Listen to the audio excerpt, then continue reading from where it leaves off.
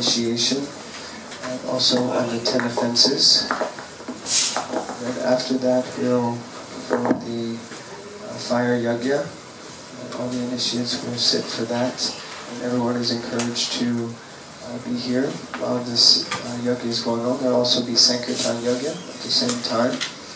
And then we'll have kirtan after the yajna. Everyone can circumambulate the sacrificial fire, and then we'll serve prasad. So, welcome to everyone, and also welcome to His Holiness Bhakti Vikas Swami. We're honored and fortunate to have him here with us. Srila Prabhupada ki jai, Vikas Raj ki jai, Marjorie, the Brahma Samhita. Bhakti Vikas Swami.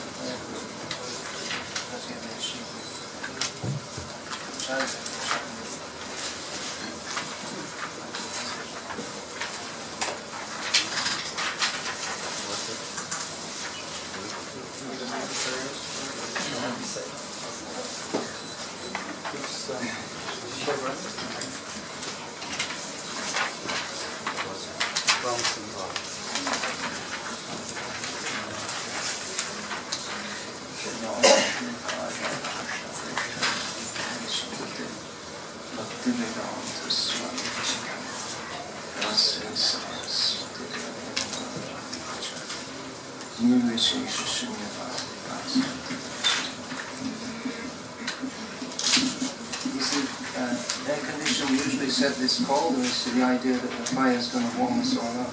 Set it so that it takes the smoke out, so it's cleaning everything out. It's going to be probably at least an hour until we start the yoga. Just adjust these there. They're cool, isn't it? What do you think? Yes. Overly cold, huh? So, does everyone have a sheet? Ishvara Krishna Sachidananda Vigraha Narayanadi Govinda Sarvakaranam Chindamani Prakasatma Sukalpa Vriksha Rakshatreshu Suravira Vivarayantam Lakshmi Sahasra Shatasambrahmaseramanam Govinda Hari Purusham Tam Vajami Venam Karantam Aravindra Dalaya Chaksham Bhavatam Samasitam Purasunarandram Kandarvakoti Kamaniya Vishesha Shobham Govinda Hari Purusham Maham Vajami Alola Chandra Kalasatvanamaya Vamshi Ratnagradam Pranayakeli Kalavilasam Shyamam Vikramagadalitam Niyatam Prakasham Govinda Hari Purusham Maham Vajami Anganiyasya Sakalendriya Kartimanti Pashyanti Bhakti Kalayanti Chiram Jaganti Ananda Chinmaya Sarujara Vigrahasya Govinda Hari Purusham Maham Vajami Fantastico Shatavatsara Sambragamyam Advaita Vachuta Manani Anantarupam Adyam Purana Purusham Bhavayavanancha Vedeshu Durabhamadurva Mahabhakalo Govinda Hari Purusham Maham Vajami Fantasukoti Shatavatsara Sambragamyo Vayoravati Manaso Munipumravanam So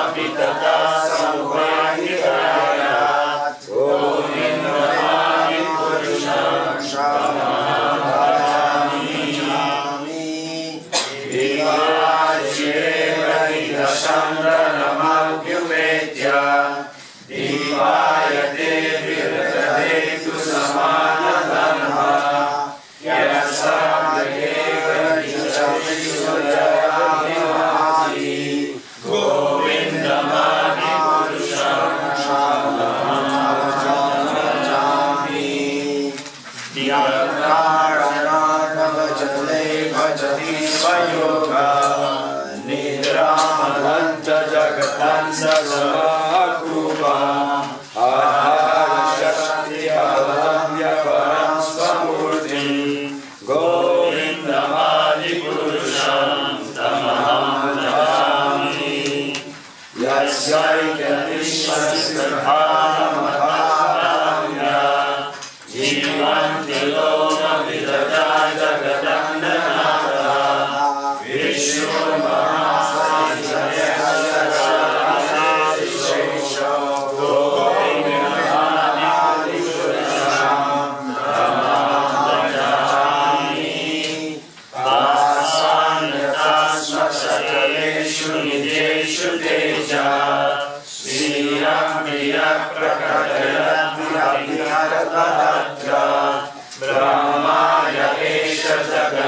ब्रह्मांड विधान कर्ता गोविंद आदि पुरुषं तमहं भजामि।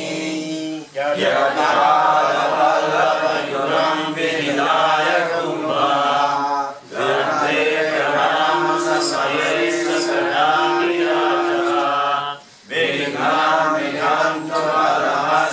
जगत्रयस्य गोविन्दमादिपुरुषं तमहं भजामि।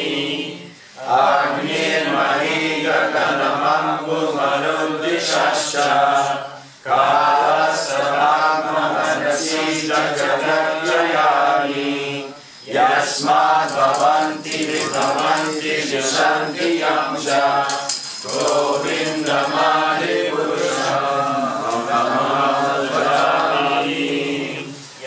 चक्षुरेश सविता सकलग्रहाणां राजा समस्तसुरमूर्तिरशेष तेजः यस्याज्ञया प्रकृति संवृतकालचक्रो गोविन्दमादिपुरुषं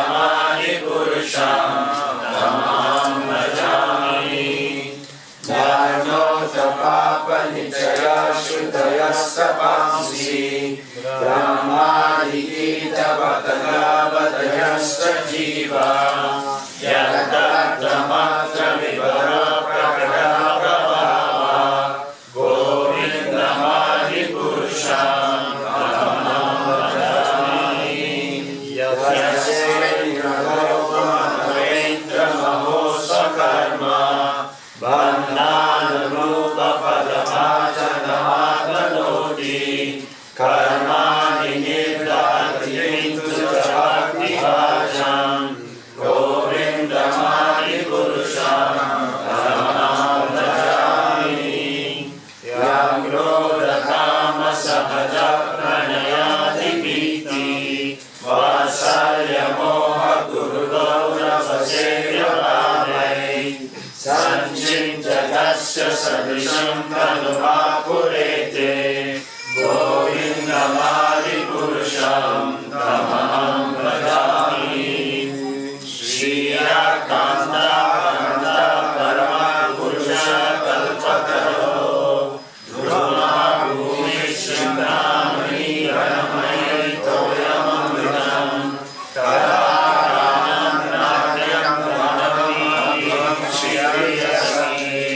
चिदानन्दं ज्योति परमहंसस्वामी च स यत्र क्षीरप्ति श्रुतिगस्वसुमः निमेषाध्यायो मां प्रतिनियन्त्रापि सनः भजे श्रीगणीवं तमहं विदं हस्ते सन्तोषितिर्वचारकतिपये ईश्वर परमकृष्ण सच्चिदानन्दविग्रह अनादिरादि गोविन्द सर्वकारणं। हरे Krishna Krishna Krishna Hare Hare Hare Ram Ram Ram Hare Hare.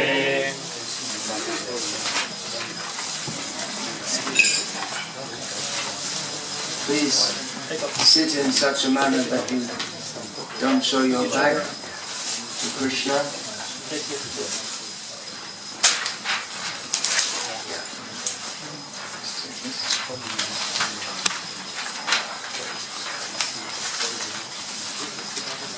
Om Namo Bhagavate Vasudevaya.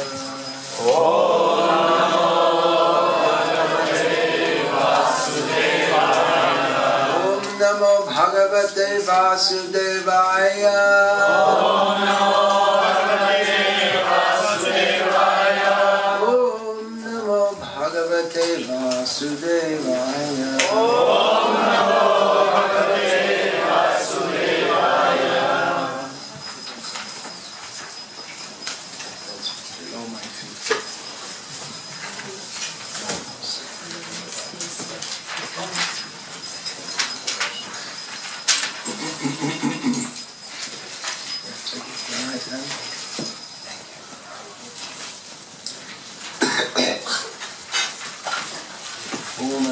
Jnantirandhasya Jnananjana Shalakaya Chakshurumilitam Yena Tasmai Shri Shri Chaitanya Manavisham Sthapitam Bhutale Swayam Rupakadana Dadati Swadatikam Vandeham Shri Guru Shri Sattvaram Shri Guru Vaishnava Shri Rupam Sagratam Sagadanatam Tam Sajivam Sadvaitam Sadhutam Harijana Sahitam Krishna Chaitanya Shri Radha Krishna Padam Sahagana Lalita Shri Vishakam Hey Krishna Karuna Sindhu Jaithan Jagadate Gopisha Kanta Radha Kanta Namostate Tapta Kanchana Gaurangi Radhe Vrindaveshwari Vishwamabhadu Sute Pranamami Harive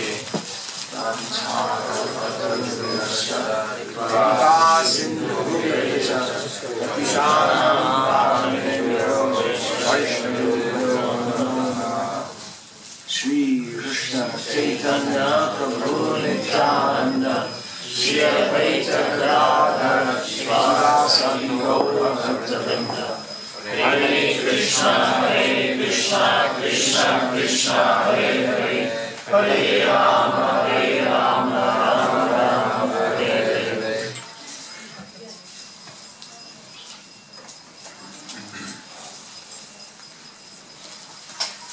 Hare Hare.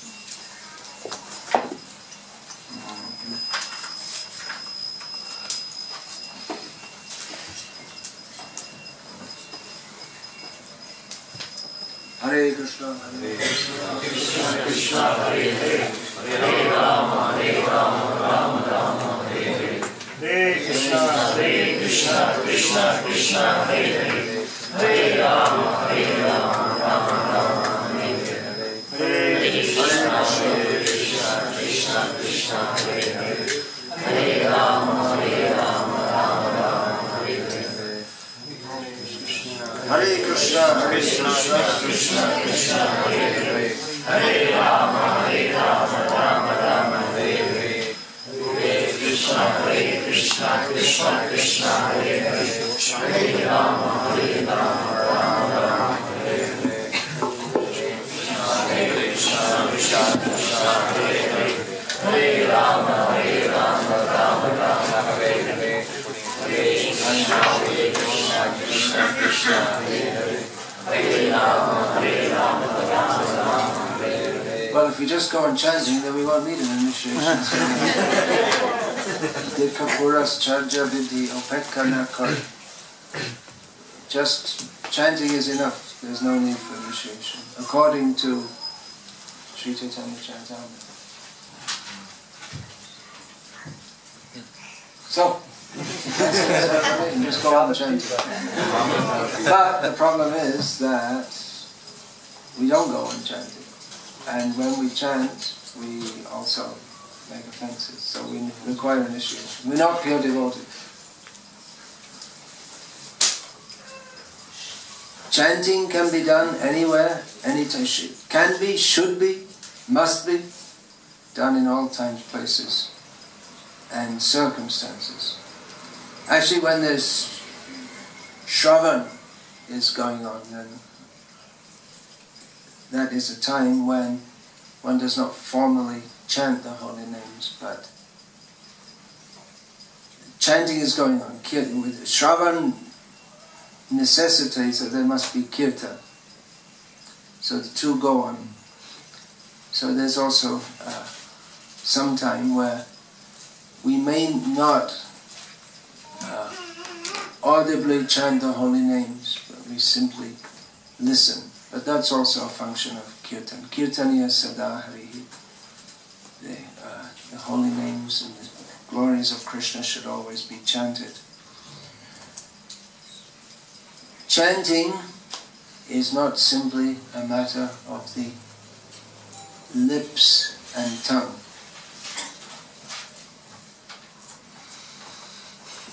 Just please turn a little bit. The back should not be toward Krishna. Side can be. The actions of the lip and tongue are of course essential because we have to chant with the lip, tongue, lungs, sound box. All these different facilities are awarded for chanting the holy names. People think that the body is meant for sense gratification, is meant for the glorification of Krishna. But the essential factor is not the lips, the tongue. All these are required to chant the holy name clearly.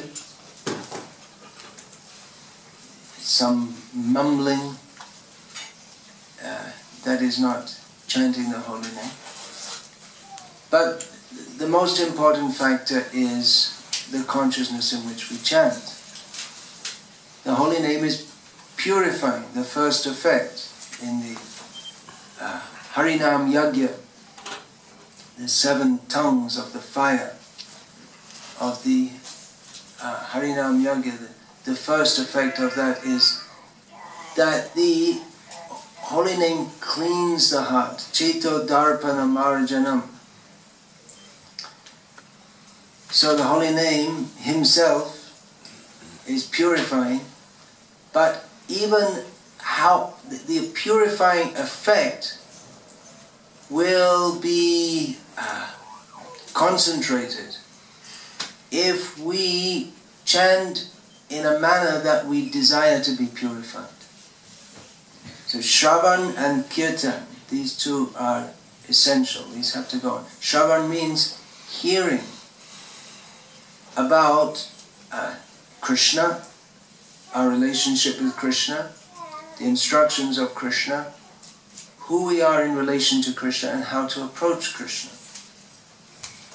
So how are we to approach Krishna in a mood of servitude?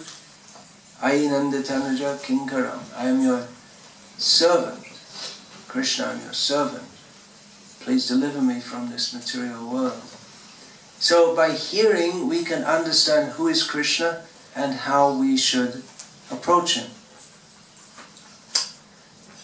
Otherwise, if we do not hear about these topics in all detail, then we may misconstrue the instructions about the holy name. Hare Nama, Hare Nama, Hare Nama eva kevalam, kalau nastreva, nastreva, nastreva gatiranyata. There's nothing else, no other way in Kali Yuga to attain this supreme destination than chanting of the holy names. And chanting of the holy names, there is no consideration of time, place or circumstance. Kayate, shuite, jata, tata, namaloi, desha kalaniyam nahi, sarva siddhi hoy. There is no, so one may be eating and chant the holy names also. You can't do that in this yoga. That one pops something in the fire, pops something in my mouth, it's not allowed. Nor can you do it lying down. You're feeling tired and do our swahas lying down. It's not allowed. But for chanting the holy names in all circumstances, that is allowed and encouraged. Of course, we generally, when chanting our prescribed rounds, we don't lie down to do that. But when we lie down, we can and should also, when we should lie down to take rest also, then that time we may and should also chant the holy name. So there are no rules considering the chanting the holy name, but there are considerations of offenses. So these teachings of Chaitanya Mahaprabhu have been much misunderstood and misapplied in the land of Chaitanya Mahaprabhu, especially, where because there has been a lack of teaching about the principles of Shuddhanam Bhajan, which means the worship or the method of chanting the holy names in purity, the method of worshipping by which the holy names by which we can come to the fully pure platform. There's been lack of awareness of this, and therefore it's been mispreached that it doesn't matter what you do, you just chant Hare Krishna, that's all. But it does matter what we do, and it matters what our approach to the holy name is. How do we approach Krishna? When we chant Hare Krishna, what do we understand? We're calling out to Krishna, "O Krishna, O energy of Krishna, please engage me in your service." That is the basic understanding of the meaning of the Hare Krishna mantra. But who is Krishna? How is he supreme? What is our relationship to him? How does he want us to serve him? To understand all this, we have to regularly hear about Krishna. So, when it is stated, Hare Nama Eva Kevalam, Kirtaniya Sada Harihi, this means that we should chant the holy names of Krishna and hear about Krishna. Shravan and Kirtan are inseparable. If we do not place importance on hearing and only on chanting, then offenses are certain to come, because we, as conditioned souls, we have many misconceptions. Our understanding of Krishna is very little, and we approach everything with the attitude, Ishvaro hamaham bhogi, I am the controller of this world, I am the enjoyer of this world. So even when we come to Krishna consciousness, we may have that attitude. That needs to be removed by hearing regularly that Krishna is the enjoyer, Krishna is the controller, I am his servant. Otherwise, we may attempt to become the enjoyer of the holy name.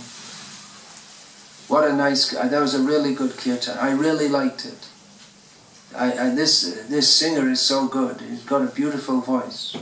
So beautiful voice, that is very nice to offer to Krishna.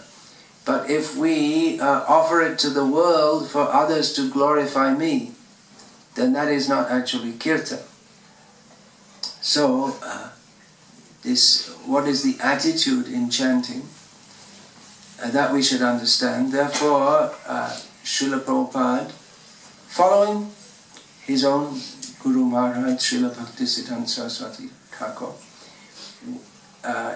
generally when he would give what has come to be known as first initiation or Harinam initiation, he would usually have one of his disciples speak on the 10 offenses against the holy name, which, if incurred, Bahu janma kare jadi shravan kirtan tabuta napai Krishna pade premadam, obstruct the development, the natural development that comes from chanting the holy name, of development up to the level of prema bhakti jaha hoite, obidya vinasha jati. From Srila Prabhupada, from the pure devotees, we, prema bhakti, they're distributing it. They destroy ignorance by speaking. Manovya sangam uktibi Santa evasya chindanti mano yasangam uktibihi. The avidya, the material attachments, are destroyed by their cutting. The devotees cut this by their words. So, yes, Srila Prabhupada would generally have the discussion of the 10 offenses against the holy names. The first of which is to sadhuninda, to blaspheme devotees who dedicated their lives for propagating the holy name all over the world. So sadhu is a general term, generally understood to be one who follows sadachar, that's the broadest meaning of the term sadhu, who follows the Vedic directions. The most precise definition of sadhu is pure devotee of Krishna. Sadhunam hridayam tvaham, sadhunam, what is that? Sadhubhir, no, sadhunam hridayam tvaham, sadhubhir, what is that verse? Everyone should know this. I don't know. Sadhunam hridayam tvaham, sadhubhir, hridayam nahyam. Madanyatena jananti, naham tebhyo maragapi. Krishna says that the sadhus, they are my heart and I am their heart. They know nothing but me, I know nothing but them. So this is the full definition of the term sadhu. Devotee of Krishna, not just someone wandering around with some red clothes and a beard. A pure devotee of Krishna. And especially Krishna says, those are most dear to me, who preach my glories, to preach Bhagavad Gita among the devotees. Chaitanya Mahaprabhu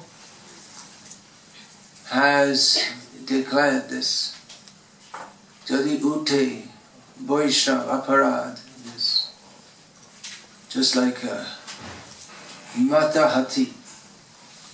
If there's Vaishnava aparad, offense to devotee, that is like a mad elephant.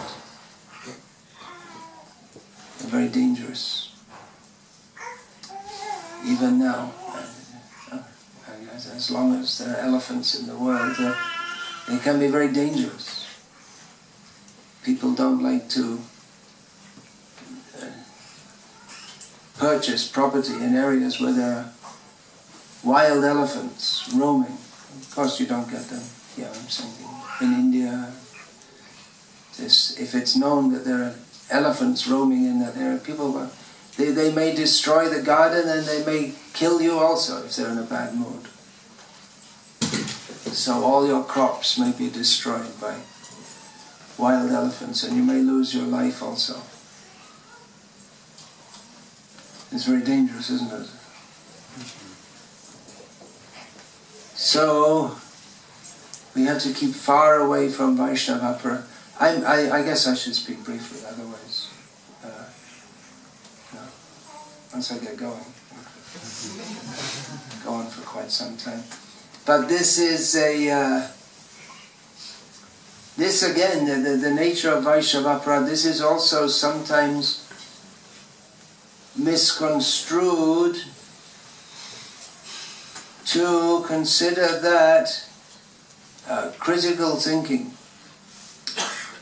discriminatory thinking should be suspended. We see that Chaitanya Mahaprabhu, he taught 4 essential principles for devotees. Sanatana Goswami was he didn't teach humility exactly by giving classes about it, but he was the very personification of humility.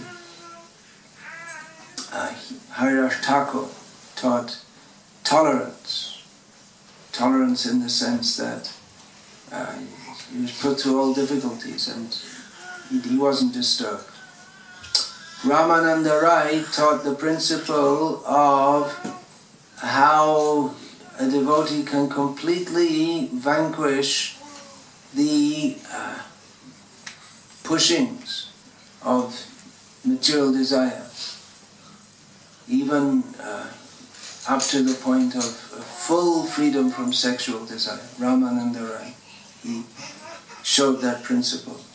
And Damodar Pandit, he exemplified the principle of proper criticism. He even criticized Chaitanya Mahaprabhu, which was, Chaitanya Mahaprabhu thought, well, that's a bit too much. But he would regularly do so. Sometime, at some point, Chaitanya Mahaprabhu said he sent him away. Of course, we should not think that Damodar is an offender. So this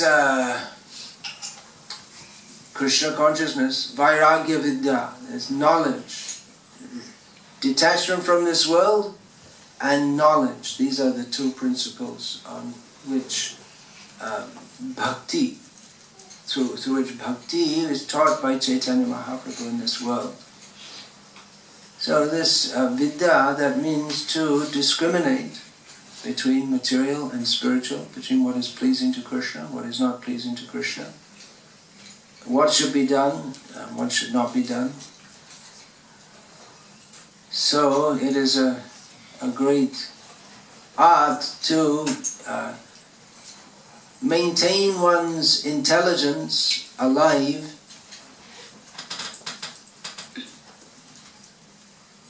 and at the same time one should not blaspheme sadhus. This word ninda, that covers a wide, within English we have criticism and blasphemy, and both criticism is a mild term and blasphemy is an extreme term. They're both covered by the term ninda. So the attitude of fault finding, that should not be there. But at the same time, one's discriminatory intelligence should be alive. Otherwise, again, just like one may take advantage of, or just chant the holy names. Then you can do, just chant, that's all you need to do. Then you don't need to follow anything else. This is a misunderstanding of the principle that Hare Nama Eva Kevalam, the holy name is the only way in Kali Yuga. And then, and similarly, a misunderstanding of the principle of not offending Vaishnavas is that you don't say or see no evil, hear no evil, speak no evil if someone is a sadhu. But sometimes it is necessary also in a non-envious manner to speak about various discrepancies that may take place within Vaishnava society, or even if one considers oneself too junior or unqualified to speak, at least one should retain one's discriminatory faculty. Just to give an example, many years ago, when I was based in Bangladesh, I heard something about the ecstasies going on in London, in Bhaktivedanta Manor. So I wrote, in those days writing means you write by hand, put it in an envelope, and in Bangladesh hope that it reaches the destination. It did, and I got a reply. I wrote asking, what's going on over there? We hear about ecstasies and the Guru falling off the Vyasa-san in ecstasy. And I got a reply from my godbrother who is in London, that yes, very ecstatic kirtans and describing some of the symptoms. I was in Bangladesh and I immediately recognized that this is similar to the kind of false ecstasy that I see all around me in the villages of Bangladesh. That people are chanting Hare Krishna and appear to be overcome by emotion, but then the next thing you'll see them chewing tobacco, smoking bidi, eating fish, and all these things.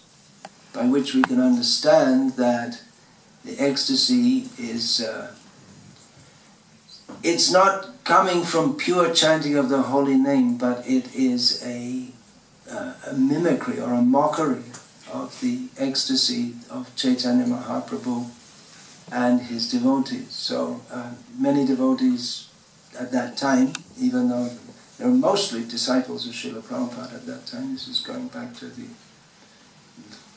maybe around 1980, they did not have the discrimination to understand that even though the devotee who was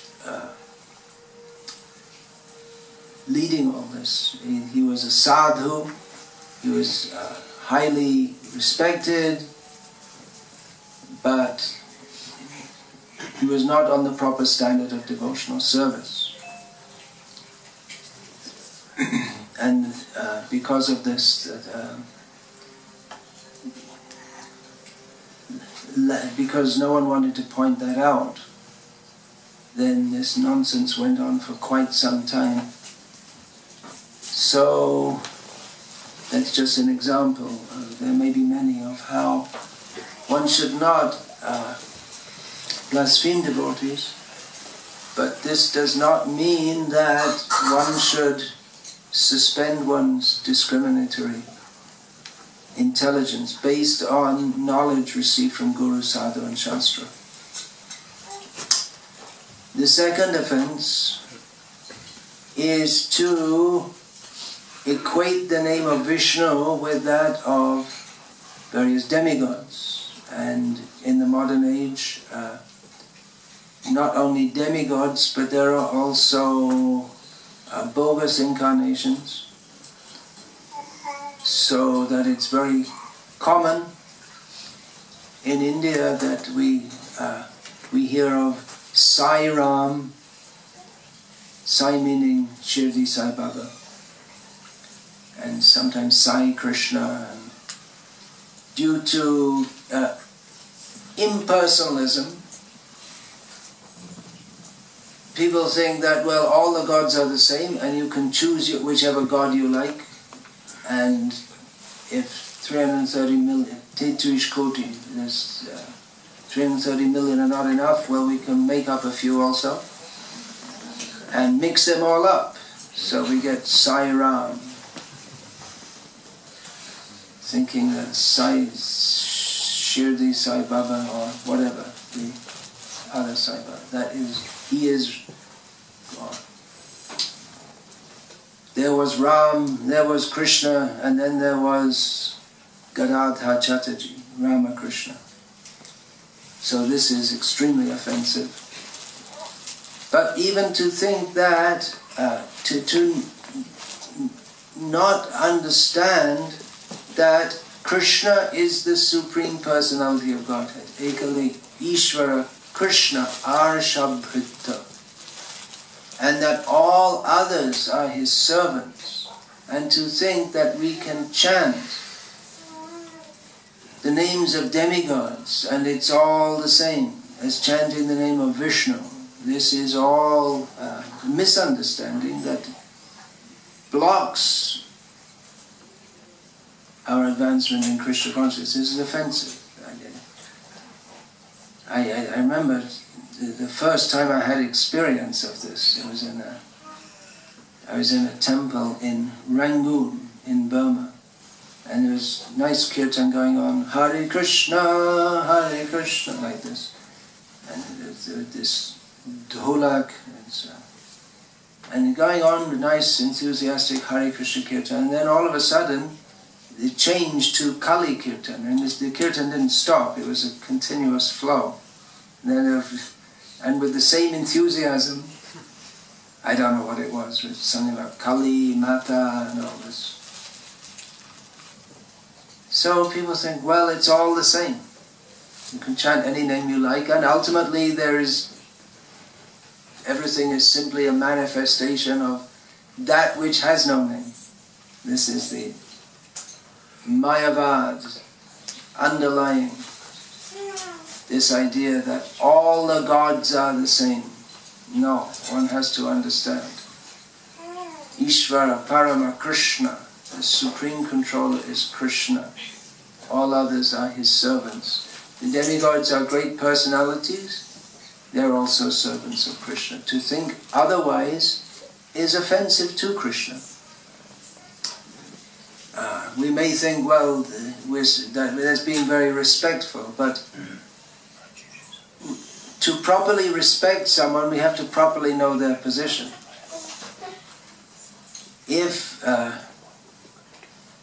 in the presence of the Prime Minister there are other ministers present, and we address them all as Prime Minister, that's meaningless. And or if we turn to the Home Minister and say, "Oh, you are the greatest of all. You are supreme in the government." And it's embarrassing actually to the Home Minister. He may have a desire like him. Certainly, they probably all have a desire like that.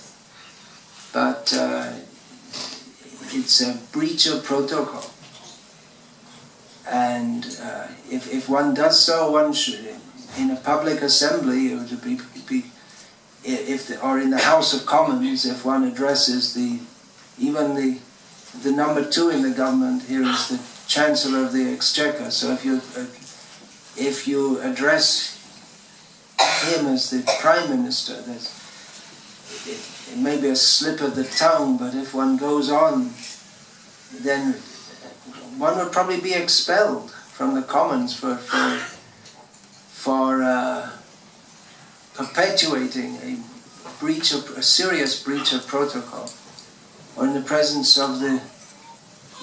Anyway, that's a good enough example. So one should know clearly that Krishna is supreme. And for this, again, we have to hear regularly. So Kirtan, we're chanting Hare Krishna. Who is Krishna? Krishna is the Supreme Personality of Godhead. He is not one of many gods. So this should be understood very clearly. Then Guru Ravagya, to neglect the Guru, to think of him as an ordinary person, to disobey his order, the benefit that comes from accepting the Guru as good as God, and the detriment of not doing so, of treating neglectfully, is recorded in Shastra. In Chaitanya Charitamrita is the example, Chaitanya Mahaprabhu himself, the Supreme Personality of Godhead, accepted Diksha Guru, and also he treated others as Guru. Krishna himself treats others as Guru. He treats Bhishma as his Guru, Drona as his Guru, Yudhishthira being senior to him, he treats respectfully. So in Chaitanya Charitamrita, there are the examples of 2 disciples of one Guru. One was offensive to him. Ramachandra Puri was offensive to Ishvara Puri. To Madhavendra Puri. And Ishvara Puri was served with great humility and understanding the heart's desire of Madhavendra Puri. So they both were disciples, but they got very different results. Ramachandra Puri became, even though he was the disciple of such a great devotee as Madhavendra Puri, he became cut off from bhakti because of his offensive attitude. And Ishvara Puri became such a great devotee by the blessings of Madhavendra Puri that Chaitanya Mahaprabhu, the Supreme Personality of Godhead himself, who is no one's guru, he's the guru of everyone, but he accepted Ishvara Puri as his guru.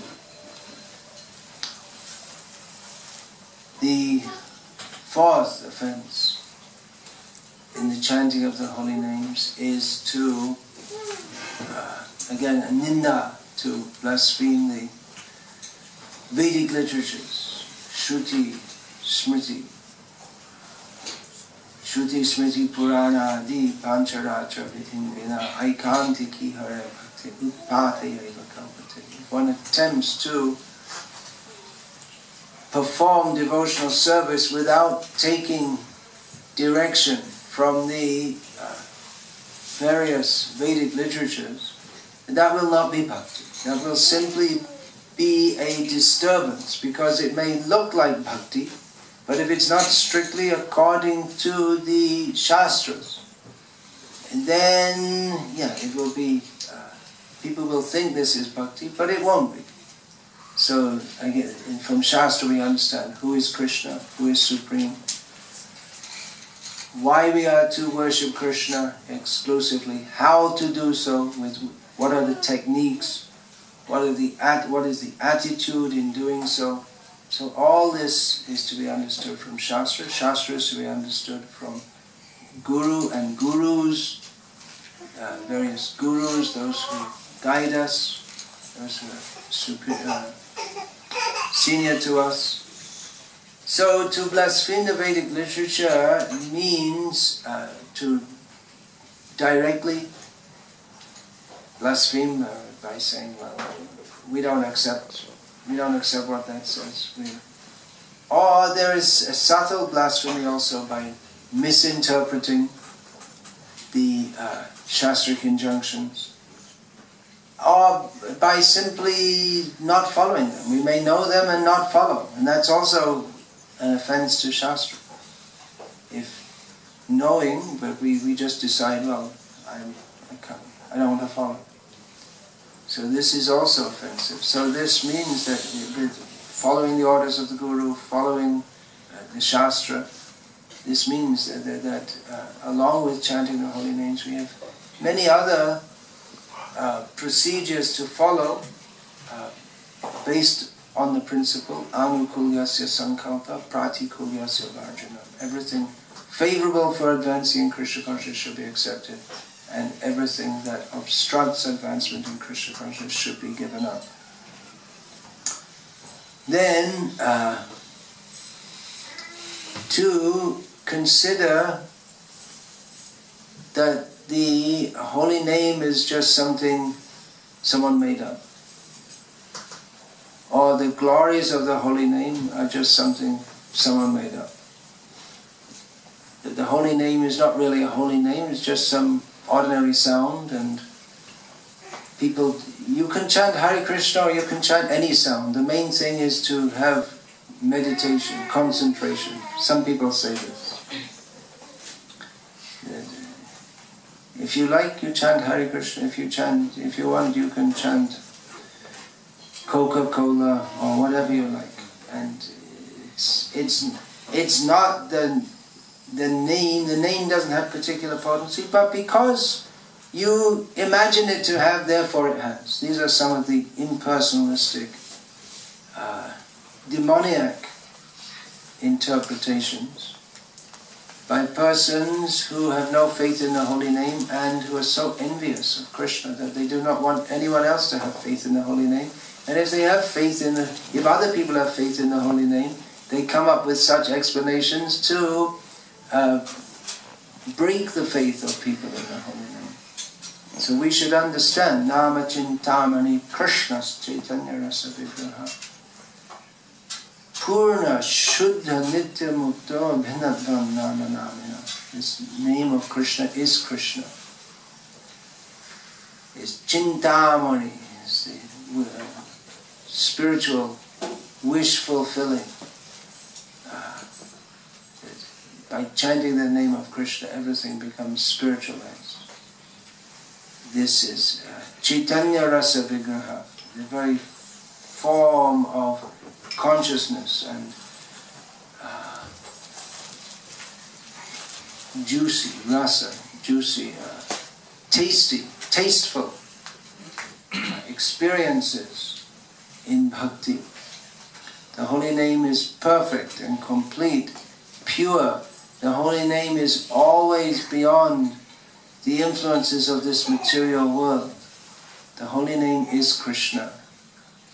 So this should be understood as a holy name. It's not simply that something that someone made up as a meditation technique, or someone made up stories of Krishna to help people become religious. In that way they become good. So many wrong ideas are out there. Avoid them. Keep away. Understand Krishna from Srila Prabhupada, from the Vaishnavas. Or, to put some interpretation, tatatavado, to interpret the name of Krishna in a non-devotional and an incorrect manner, or to ascribe some meaning to the name of Krishna, some wrong understanding. So the names of Krishna, there are so many names. Vishnu Sahasranama, Gopala Sahasranama, unlimited names. Krishna has unlimited names. And they all cast some, they're all describe different qualities. So we can, different qualities and characteristics of the Supreme Personality of Godhead, so that we can, from different perspectives, appreciate Krishna. So if he's addressed as Ishvara, we understand this means he is the Supreme Controller, full of all opulences. If he is addressed as Madhava, means he appears in the Madhu dynasty. That there's several meanings. He's the husband of the goddess of fortune. I was going to speak on that today, maybe later today.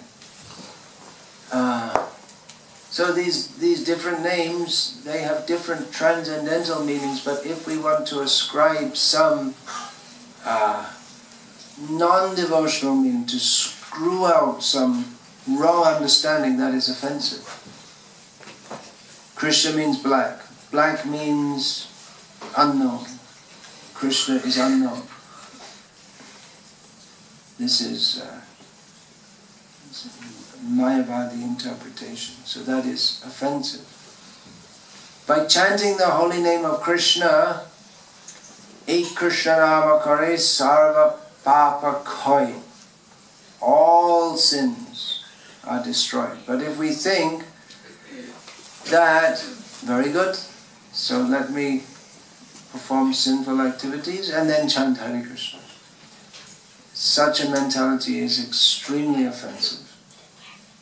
Devotee is not a sinful person. Devotee is not a person who cultivates sinful desires.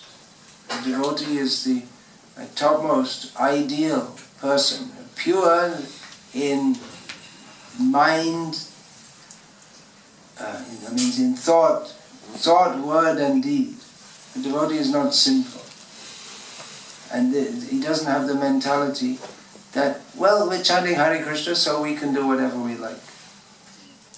Hare Nama Eva Kevalam. Let me do whatever I like and I'll chant Hare Krishna. Krishna is very merciful. Such a mentality is very offensive. To think that chanting Hare Krishna is, or some, just like people perform yagyas for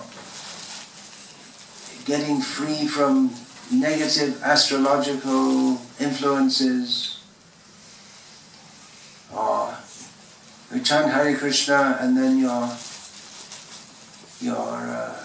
business will improve. Such a mentality, to think like this, is offensive. There was approximately, when was this, 1976, toward the end of Srila Prabhupada's Manifest Pastimes, the editors of Back to Godhead had started to feature at the front of the magazine testimonials from persons in secular life of the benefits of chanting Hare Krishna. Actually it was all devotees, but they gave their kami names, and just like there was Robert Grant and printing company executive, that means Rameshwar, he was the head of the BBT. And they were dressed in suit and tie and all this kind of thing. And gave some statement that I'm always under a lot of pressure, but when I chant Hare Krishna, I feel relief from stress. And so all mundane testimonials. With the idea was that to encourage people to chant Hare Krishna. Oh, he's a so-and-so, housewife. With the kids running, I don't know exactly, I'm just making this up here, but you get the idea. With the kids running around wild all the time, it's difficult for me to have any meditation, but I can chant Hare Krishna and know that God is blessing me, or something like this. So, of course, it is true that by chanting Hare Krishna, one gets peace of mind. By chanting Hare Krishna is beneficial in all ways, but Srila Prabhupada said we should not do this. He said we should teach the public that chanting Hare Krishna is for development of love of Krishna. So it's always tempting within Vaishnava society to try to attract people to Krishna by some material means, because they're interested in material things. So sponsor a kalas and you'll get all material benefits. It's easy. Then we don't have to preach to people. Well, at least pious people may accept that. But to promote this is offensive to the holy name, to say that, but chant Hare Krishna, or that's something like holding a yagya. Actually the yagya is better. You see, it's so elaborate. We'll perform a yagya, and that will bring in world peace. There are so many yagyas for world peace going on, organized by different Hindu groups. And the fighting goes on. But to think that the holy name is it's something like that. Going on pilgrimage, following some vows of fasting. So these are all different things you can do to get some pious merit. And you can also chant Hare Krishna. That's also good. Probably fasting is better. It's more extreme. There's more sacrifice in doing that. But to think so is to equate the chanting of the holy names with mundane pious activities is offensive to the holy name. To instruct faithless persons in the glories of the holy name is also offensive.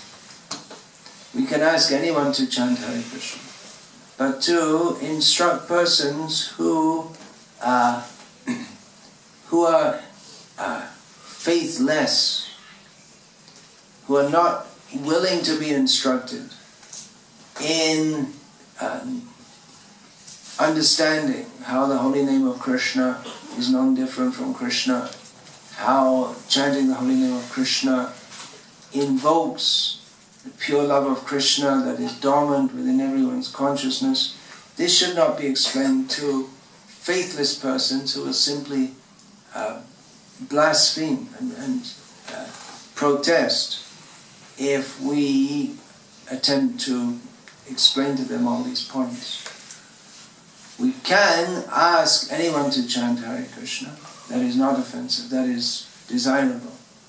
But the glories of the holy name should only be explained to persons who are willing to submissively hear those glories. The 10th offense in chanting of the holy names is to maintain material attachments and to think in terms of I, me and mine. So we have material attachments and we are trying to become free of those attachments and become attached to Krishna. And chanting of the holy names effects that. By the grace of Krishna, he becomes very pleased when devotees sincerely chant his holy names, and thus the devotee becomes purified. But if, along with formal practice of chanting the holy names, one deliberately maintains a mundane identity or does not try to become free from that, then such chanting is offensive. So that means we shouldn't want the British Olympic team to win the medals. We shouldn't be elated if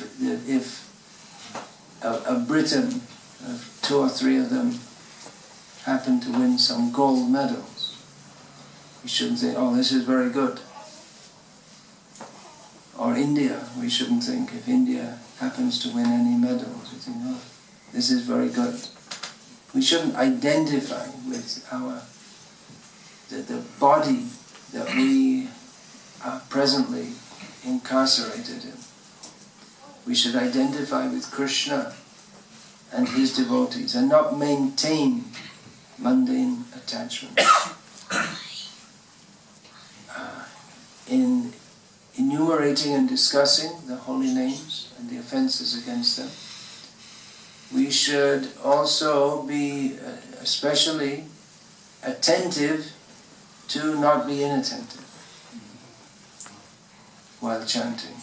That means we have to chant the holy name not simply as an exercise, that now I have to chant, I have to get through these. It's a daily ritual that I have to go through. But one should be tuned in. One should be chanting not only with the lips, but with the full consciousness. Otherwise, if we don't, that's also offensive. That is our unfortunate tendency.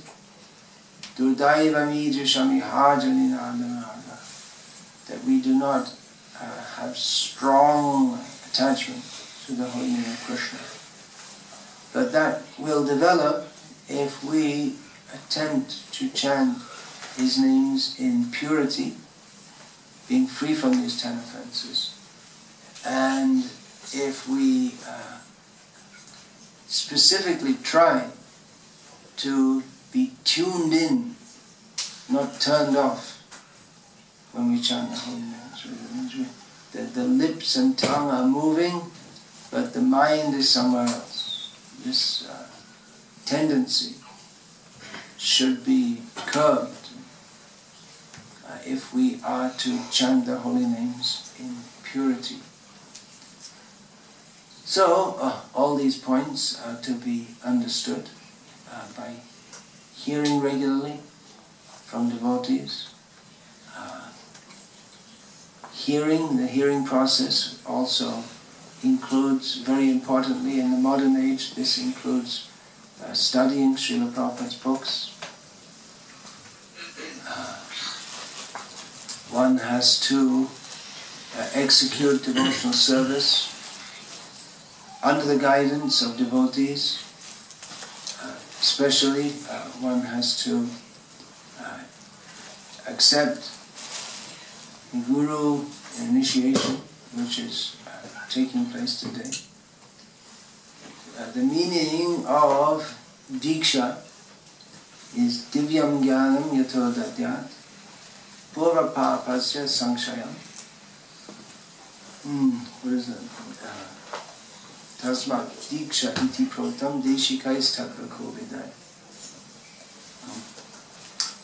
Diksha is described by learned persons as the process by which transcendental knowledge is imparted and one is freed from all previously committed sins. It's not that by accepting initiation one can go on sinning. So it's the process by which transcendental knowledge is imparted which explains why Srila Prabhupada sometimes said that initiation is only a formality. And you say, well, initiation is a formality, then why bother? What do you need initiation for? It's only a formality. If you're chanting Hare Krishna, Hare Nama Eva Kevala. So this means, when Srila Prabhupada says that initiation is a formality, it means the ceremony is a formality for persons who have already committed themselves to the process of Krishna consciousness. It formalizes that which is already going on. So when devotees are accepting initiation, but prior to that we see that the devotees are actually committed and serious in Krishna consciousness. Then only initiation is warranted. It formalizes the process which is already going on. The Diksha begins, as Srila Prabhupada also said, with the decision to surrender to Krishna. So the ceremony formalizes that, but at the same time the ceremony is essential, and the act of committing oneself to be a servant of a servant of a servant of a servant of a servant of Krishna within the Guru Parampara, that is a formal commitment, and unless and until that formal commitment is made, the commitment is not complete. Then one can go out of that. Of course, sometimes people, even after accepting formal initiation, they also renege, but that's why we test for some time. And we should understand that having formally accepted initiation, that one should adhere very seriously to one's initiation vows. Without accepting initiation, according to Shastra, one is simply an animal. One is not a proper human being. We get birth from the parents, but the physical parents, they give birth. But we are also to receive another birth from the Guru and Shastra. So these are the father and mother figuratively in the second birth, which takes place by initiation. Initiation, transformation from being simply another conditioned soul who eats, sleeps, mates and defends, into one who has taken the commitment that in this life I have to do whatever is required to become fully Krishna conscious. So it's, in one sense, the ceremony is a formality, but in another sense it's essential. So that's one of the aspects of transcendental knowledge, to understand that our general way of thinking is imperfect and incomplete. See, this seems to be contradictory, doesn't it? It's a formality, but it's essential. Is that contradictory? It seems like that, but if one understands from the perspective of spiritual knowledge, one can understand how both these statements are simultaneously applicable or valid. So to learn, this is diksha, is to approach a guru. Tasmat gurum prapadyeta jignasa shreya uttamam. One should approach a guru and inquire about the highest auspiciousness, the highest beneficial activity. And for this purpose, one should approach a guru. Of course,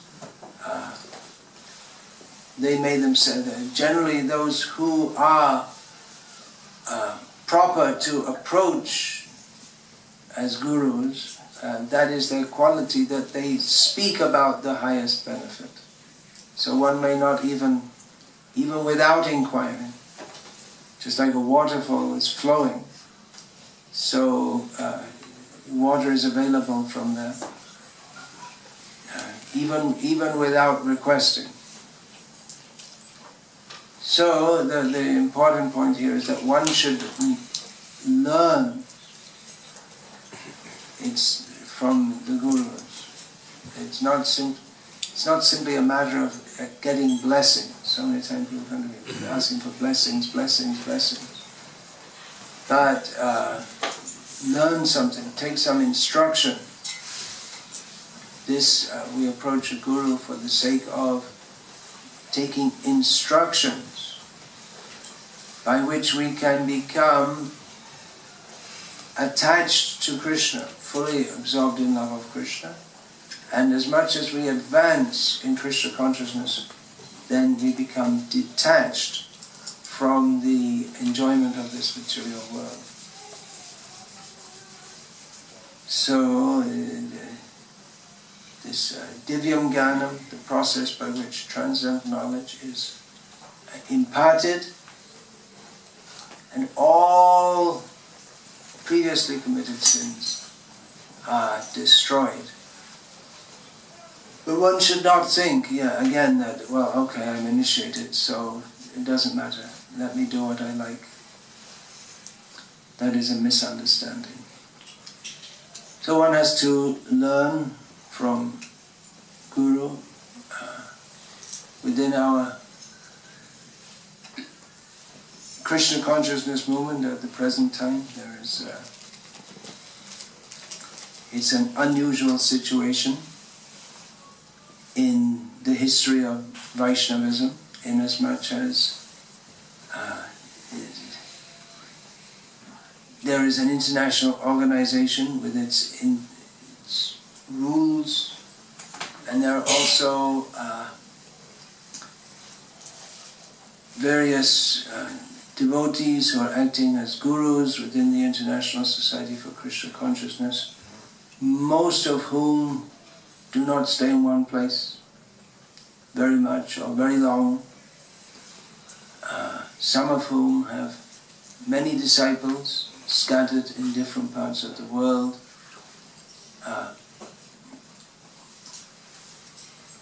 And naturally, by the very nature of being persons,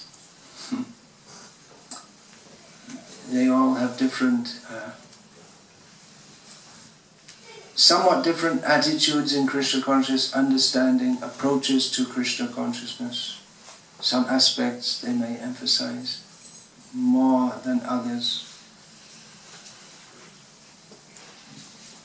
So, within the International Society for Krishna Consciousness, and most people come to Krishna Consciousness actually not directly through the preaching or contact with or do training by those who are giving initiation, but they come in contact with devotees and are trained by devotees. Other than, in most cases, they are trained, brought in and trained and guided by devotees who are not their initiating guru. So, in many ways it would be much easier if each guru had their own ashrams and their own movements, and it would be easier in the sense that different emphasis and different understandings which can cause misunderstanding and conflict, that doesn't occur. But then of course we won't have the united strength to spread Krishna consciousness all over the world. So we're all here in this Krishna conscious movement due to the mercy of Srila Prabhupada. We are all meant to be followers of Srila Prabhupada. We're all disciples of Srila Prabhupada. There's this Ritvik movement which says that everyone should be only a disciple of Srila Prabhupada. Well, you all are disciples of Srila Prabhupada, just like we're all disciples of Chaitanya Mahaprabhu. We're all disciples of Rupa Goswami by the Parampara system. We're disciples, but in the Parampara system, those who are disciples of Rupa Goswami, they gave initiation, and it's been going on like this generation after generation. So in our Krishna conscious movement, of whom the founder Acharya is His Divine Grace, Srila A.C. Bhakti Vikas Swami Prabhupada, the qualification to be a member of this movement is to be a follower of Srila Prabhupada, to accept his instructions. And the qualification of Guru is one who follows Srila Prabhupada very closely, who believes Guru Mukha Padma Varka Chitete Karya Aika Arna Karya Mayasha, who lives according to this principle, that whatever Srila Prabhupada has said, we make it one with our heart and not desire anything else. So, with that understanding, we can all remain united in Srila Prabhupada's ISKCON.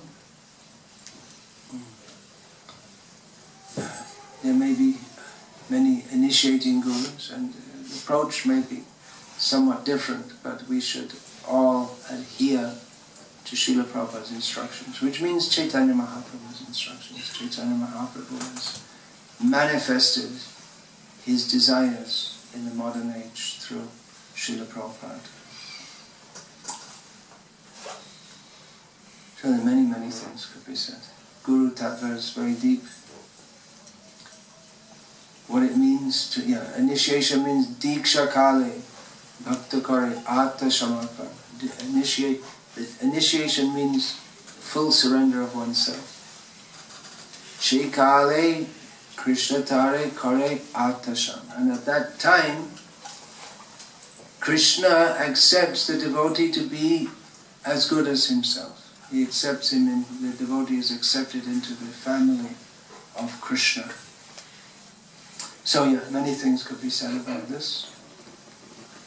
I'm not going to say more now. There was an idea to have the whole program finished by 9:30. I thought that was overly ambitious. But now we can have the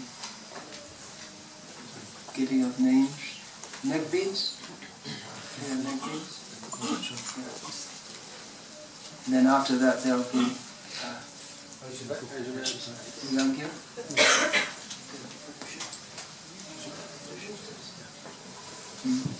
Hare Krishna. I should thank the devotees who are serving Sri Sri Radhanandanishwar, Sri Sri Gaurita, Jagannath Subhadra. All these years, there's a core of devotees who have dedicated their lives in service here.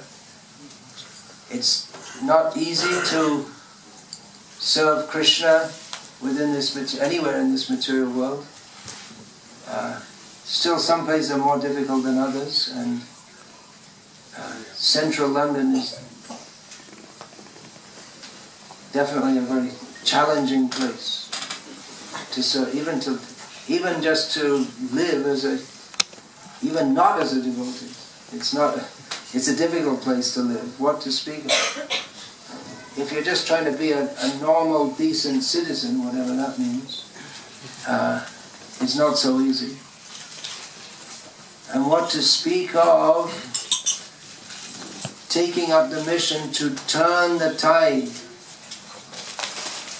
away from the sinful life so that everyone becomes Krishna conscious. It's an intense situation, carrying on in the tradition of very place. This Sri Sri Radhanandan Ishwara's devotees, they live very close with Radhanandan Ishwara in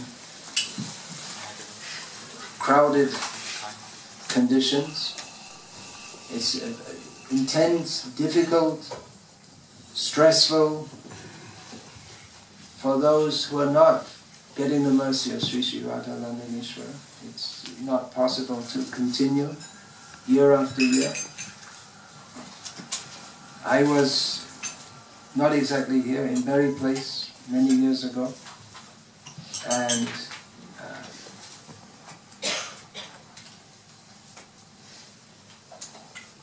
one devotee who was there, he said to me once that, why is this temple so blissful? And he said, it's because of the temple president. And he said, the temple president is Sri Sri Radhanandan Ishwara. So we thank Jai Nitai Prabhu, number 23, doing twice as well as the average 22 others. Been in the post double the time of the average predecessor, and is presiding over the service to Sri Sri Radhanandan Ishwara on behalf of Sri Sri Radhanandan Ishwara, the actual temple president, and to all others who have stuck it out. I didn't. I ran away. Krishna kicked me out. But I just heard from everyone anyone who's been living in ISKCON Sri Sri Radhanandan Ishwara Soho Street Temple for any time more than probably 2 or 3 weeks must have heard about Berry Place, the very delicious Krishna conscious atmosphere that was there. So there was a very strong bond between all of them, a very strong feeling that we're all here to serve Sri Sri Radhanandan Ishwara. The bliss was the reciprocation in bhakti to Sri Sri Radhanandan Ishwara. So, yeah, on behalf of Srila Prabhupada, I can thank you all. I couldn't imagine in those days, being as a young brahmachari, young in physical and mental age, and young in Krishna consciousness, that I would at some point be sitting before Sri Sri Radhanandan Ishwara and on their behalf and on behalf of Srila Prabhupada, initiating others into their service. we find that in the old biographies, just like of Rasikananda, that when Guru awards initiation, it said he offers them into the service of the deity who is presiding there. So here we're offering the devotees into the service of Radha Vandanishwar, Jagannath Subhadra, Gaunitai, and of course Srila Prabhupada and all the previous acharyas. So that point of Ritvikism again is, they say, well, you know, that who's qualified to initiate? I'm not qualified to initiate, but I initiate you on behalf of Srila Prabhupada and all the previous acharyas. And every guru will say that. No guru will say, I am great and I am all in all, and lucky for you, you became my disciple. But he will always say, I am initiating on behalf of my guru and all the previous acharyas. So I don't know what all this Ritvik controversy is about, actually, because every guru will think like, if he doesn't think like that, he's not a guru. The difference between this initiation and the so-called Ritvik initiation is that the guru, those who accept the role on behalf of Srila Prabhupada and the previous acharyas, is that they accept to take responsibility to guide the devotees. It's not just walk in, throw some ghee in the fire, take some dakshina and Haribol, good luck. It's not like that. You have to be involved. So here I am the formal initiating guru. You have your gurus, your devotees here especially, who are guiding you. So please continue to do so. And in this way, please, Srila Prabhupada, Shri Gaunitai, Shri Radha Vandanishwar, Jagannath Subhadra, Baladev. So, first you should offer obeisance to Srila Prabhupada. I suppose you'll have to do it from there. Or You can exit and go out and through. There's probably all cram-packed through there. Anyway, I'm not your guru for this. You have to find your own way how to make your way through the crowds. Don't step over anyone. Then you can negotiate your way through and offer obeisance to the deities.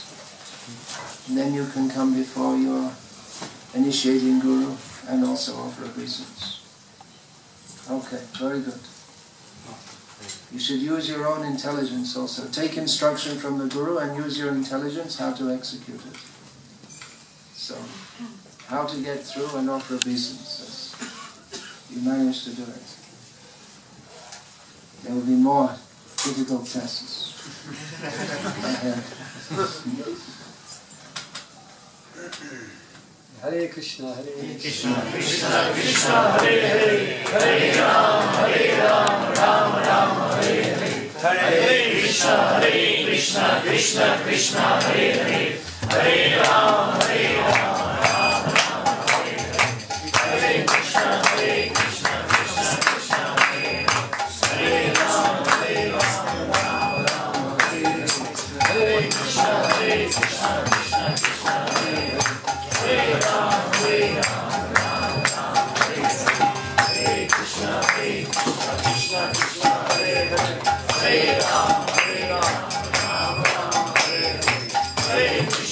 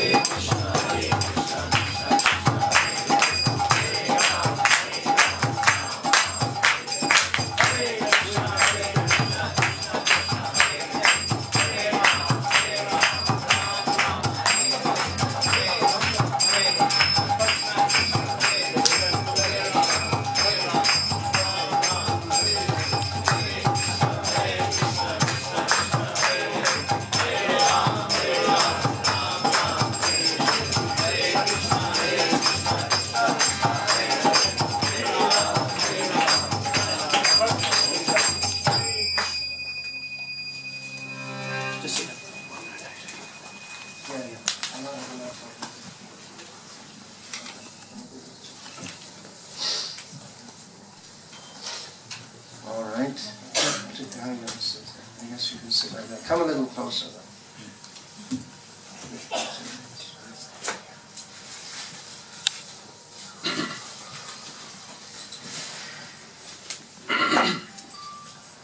So, please tell me what the four regulated principles are.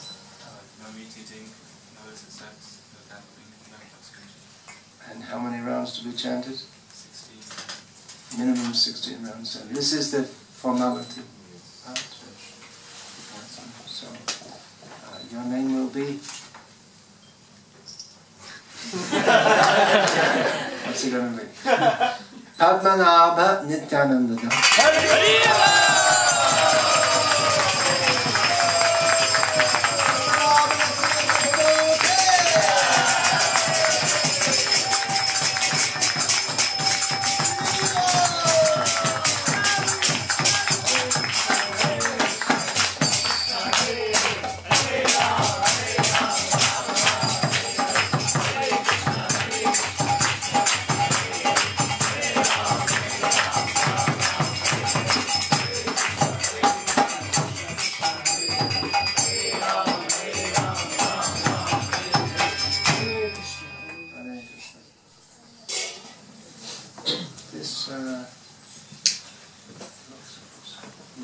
Chad is upside down. Better to put the right way up. Can do that. Okay. The names of Krishna are written there, but they're all upside down.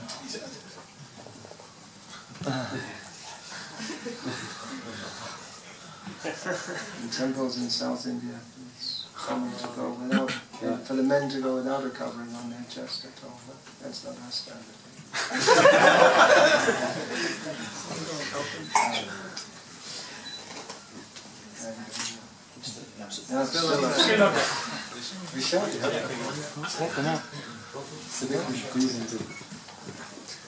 Tak se straight for wysoki wysiad.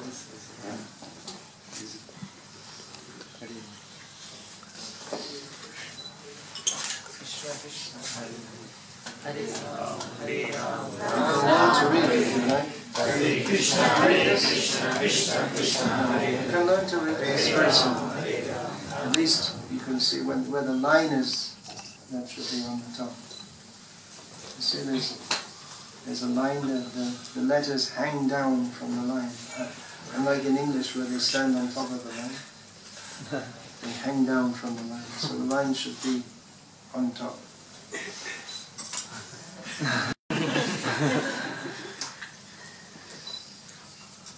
So please tell me what are the four regulated principles?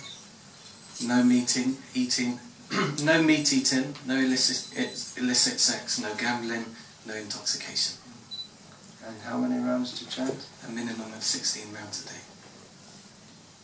So your name will be Krishna Prishta Das.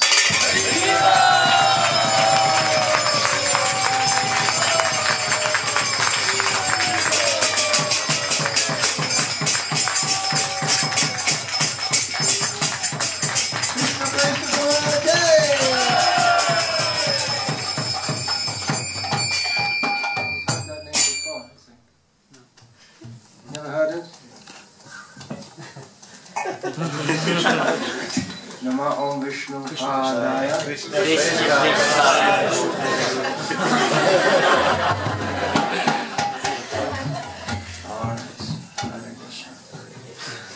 So, you can go on with the yagya. I vowed to Srila Prabhupada to chant 16 rounds a day, and not doing so well today, so far. So, I'm going to come up on the roof and work on that. You can do the yagya. Chant Hanka. Oh, they don't have garlands. They should all have garlands. Yes, some garlands. They have garlands? Alright, I'm just going to get these ones. Yeah, please. These as well. These first is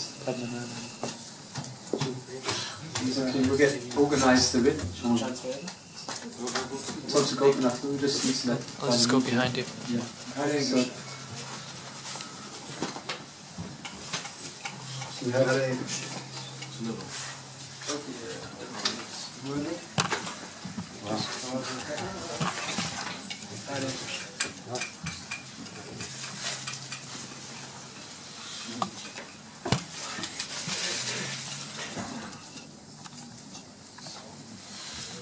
okay, one for Jai Morali Mataji, she's also here.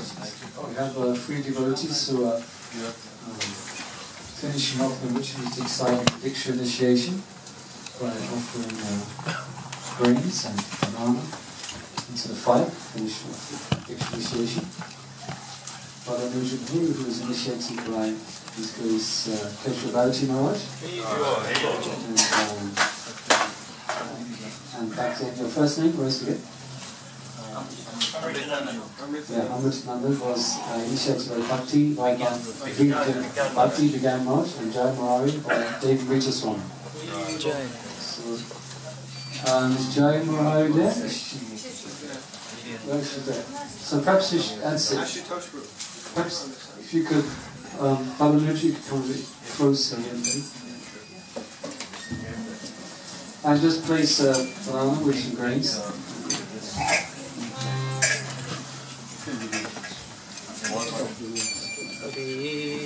So first thing we're going to do is we're going to do first thing we'll do Achman, and we're going to do Achman to the traditional way that Srila Prabhupada would do in Diksha initiation. So I'll ask you to chant this mantra. First of all, this mantra you hopefully most of you have heard of. Om Apavitro Va. I'll just read the translation so you can meditate on its meaning. Either pure or impure, or having passed through all conditions of material life, if one can remember the lotus-eyed Krishna, he becomes externally and internally clean. So now just repeat after me, each word. Om Apavitra Pavitrova Sarvastam Topiva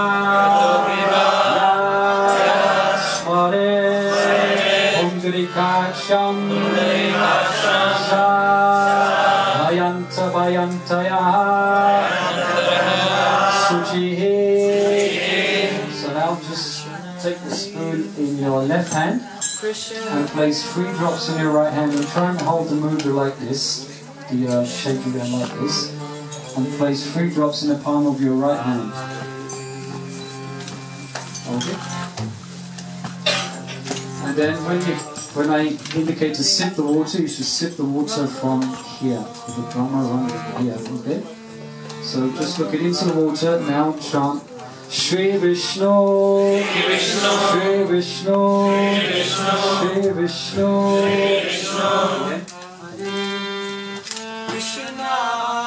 Okay, so now this hand is considered to be unclean because it's touched your mouth. So keep the hand where it is, take the spoon in the left hand again, and place drops of water in your hand and just drop it to the side. So your hand's clean again. We'll go for the same procedure 2 more times. Just chanting Om Apavitra Pavitro Javavastam Tatopiva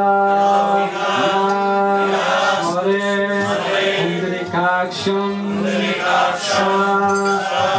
Vayantaraha Suchi. Now again, take 3 drops and put it in your right hand. And looking into the water, chant Shri Vishnu, Shri Vishnu, Shri Vishnu. So again, take your hands contaminated again, so take water in your, on the left hand and just purify it. And just let it drop to the floor. Om Pavitra Pavitra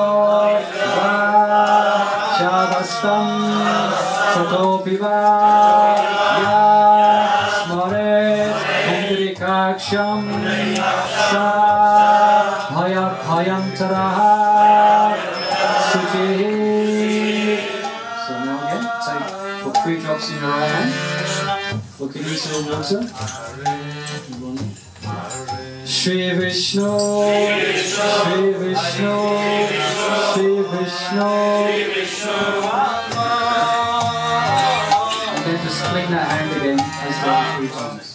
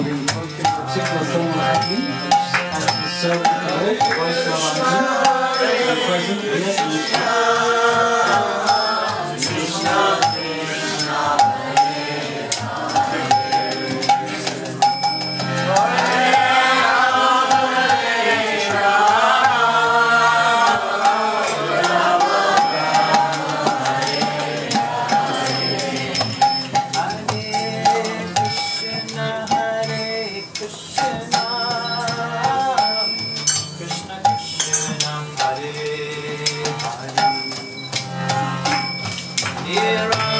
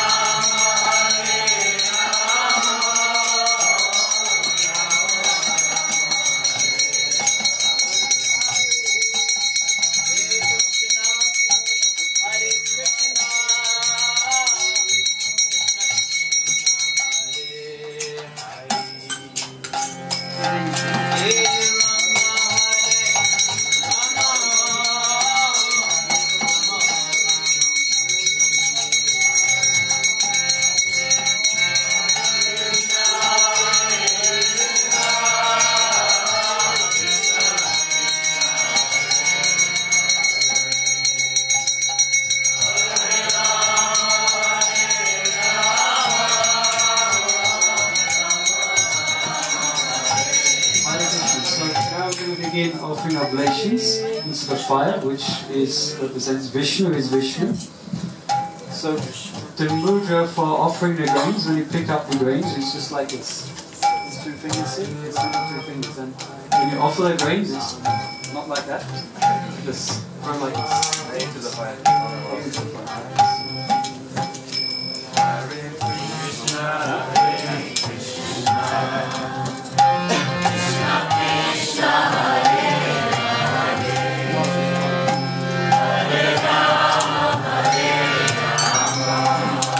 So when I say Swaha, you offer, okay?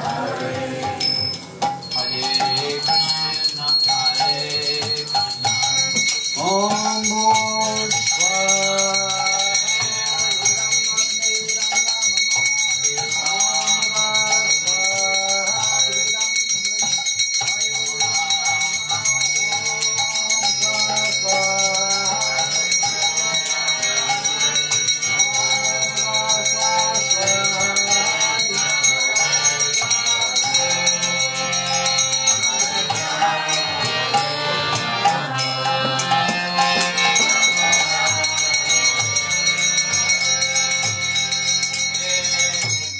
Now what we do, as we do with the Pushpanjali prayers, those who've been here in the mornings, what we do is we repeat each word after I say each word. And then we offer oblations into the fire. We'll be offering them Mangala Charan prayers, which most of you are familiar with. And we say Swaha 3 times on each prayer. So just repeat as I speak.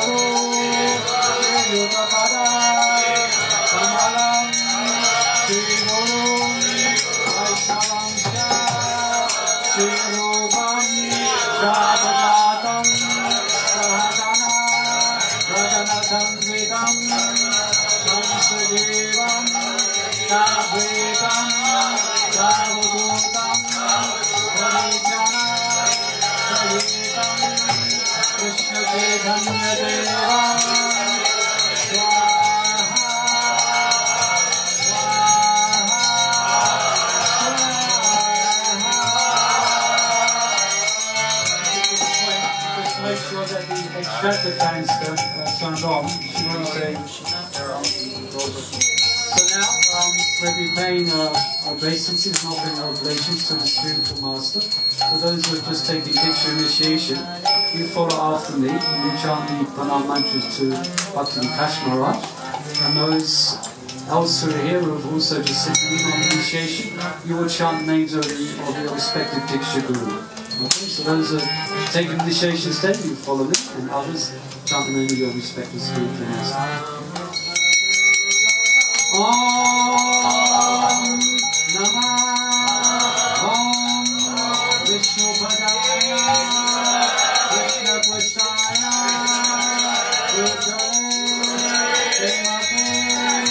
Bhakti Vikas Swami Iti Namine Swami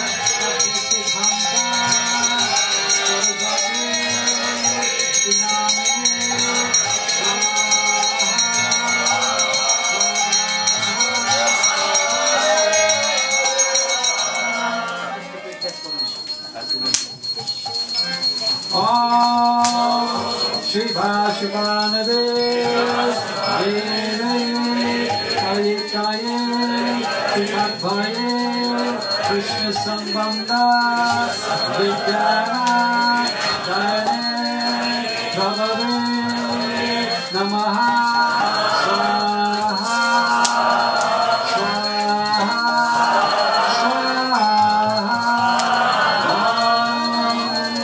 Matujvala Premadya Shirupanuga Bhaktira Shivaura Karuna Shakti Vikrahaya Namostute Swaha Swaha Swaha Namaste Gaura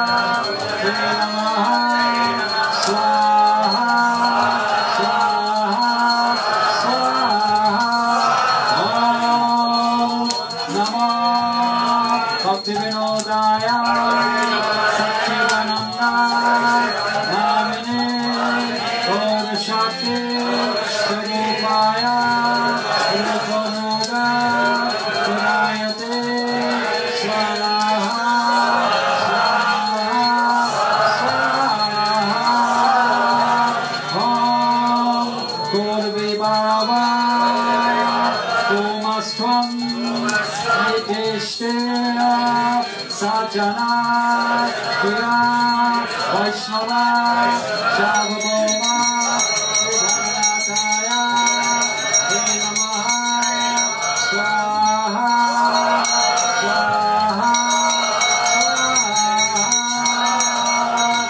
Om Namo Mahavantanyaya Krishna Prema Pradayate Chaitanya Name Gora Say Namaha Swaha Swaha Swaha Om He Pancha Bhakmakam Krishnam Bhaktarupa Sarvakam Bhaktavataram Bhaktavyam Name Bhakti Shaktikam